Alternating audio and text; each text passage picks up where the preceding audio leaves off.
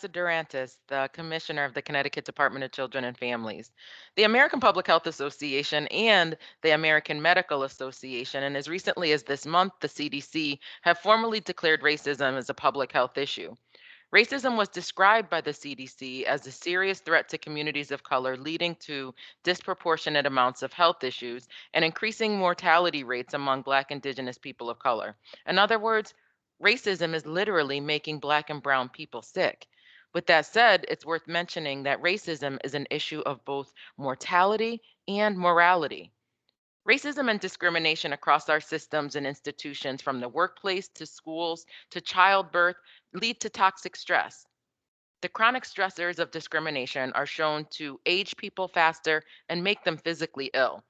The impact of racism on people on Black and Brown bodies starts even before birth.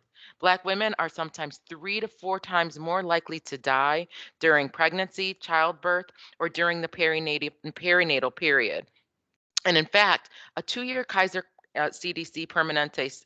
Permanente and CDC study on adverse childhood experiences, or ACEs, that was conducted between the 1995 and 1997 is one of the largest investigations of childhood abuse and neglect and household challenges that punctuate the link between later life challenges and the well-being impact.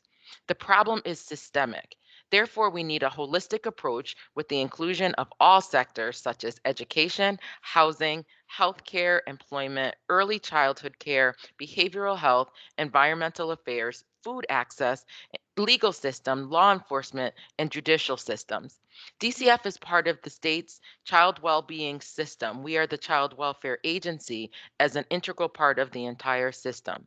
This is not a single system fix. We at DCF stand in solidarity with all of our partners to make institutional and structural changes to achieve sustainable outcomes by establishing tangible measures that promote equity.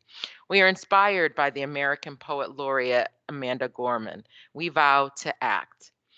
A is to acknowledge that while DCF is proud of our 10-year commitment to racial justice, we acknowledge the persistence of disparities by looking at our data, by analyzing our contributions to disproportionality, and declaring our commitment to change.